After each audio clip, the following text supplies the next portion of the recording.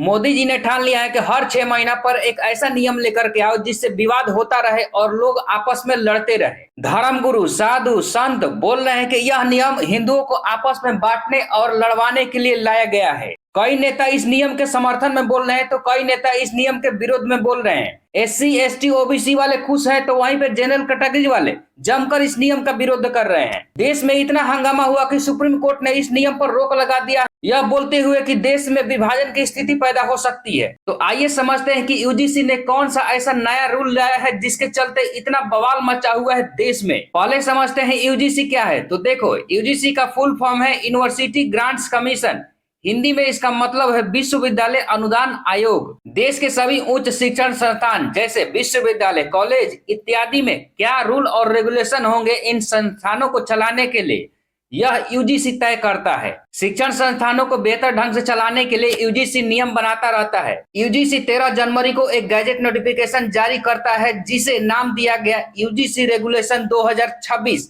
इसे ऐसे भी पढ़ सकते हैं, उच्च शिक्षण संस्थानों में समानता का अधिनियम 2026। इस रेगुलेशन का मुख्य उद्देश्य क्या है तो देखो, धर्म, जाति, नस्ल, जन्म स्थान या दिव्यांगता के आधार पर विशेष रूप से एससी, एसटी, ओबीसी, ईडब्ल्यूएस या दिव्यांगजनों अथवा इनमें से किसी भी सदस्य के विरुद्ध भेदभाव खत्म करना और सभी के बीच समानता स्थापित करना है। इस सारे नियमों को पालन करवाने और इससे जुड़ी शिकायतों को दर्ज करने के लिए हर उच्च शिक्षण संस्थान में एक समता समिति बनाई जाएगी जिसमें 6 सदस्य होंगे।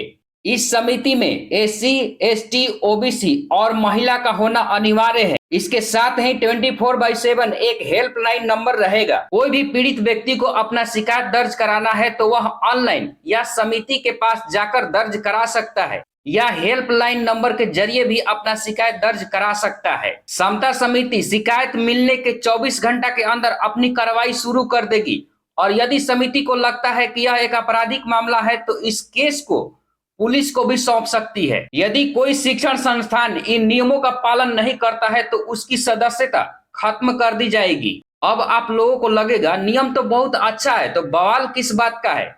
बवाल इस बात का है कि जनरल कैटेगरी को इसमें कहीं भी शामिल नहीं किया गया है। इस नियम का लाभ लेने वाला कोई भी व्यक्ति किसी के ऊपर एलिगेशन लगाता है लेकिन वह एलिगेशन को साबित नहीं कर पाता है तो एलिगेशन लगाने वाले के विरुद्ध कोई भी कार्रवाई नहीं होगी।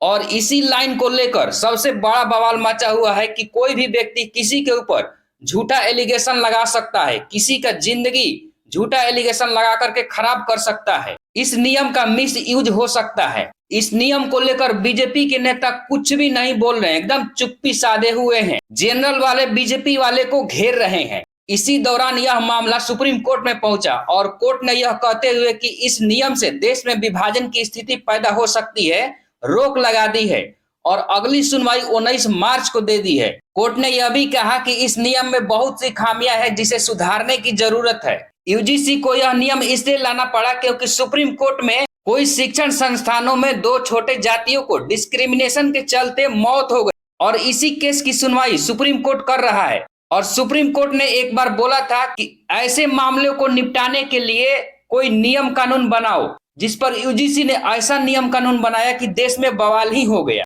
देश के स्वर्ण समाज के बहुत लोगों में सुधार आया है और वह अब अपने से छोटे जातियों को बराबर का दर्जा देने लगे हैं, उनका रिस्पेक्ट करने लगे हैं, जो पहले बहुत कम करते थे। लेकिन अभी भी बहुत सारे ऐसे लोग हैं, खास तौर पे गांव में, जो अपने से छोटे जातियों का रिस्पेक्ट नहीं करते हैं, उनका शोषण करते हैं।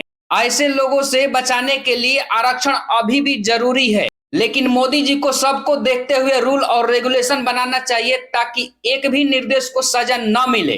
आप क्या सोचते हैं यूजीसी के नए रूल के बारे में? यदि वीडियो पसंद आया तो लाइक और सब्सक्राइब करते जाइए।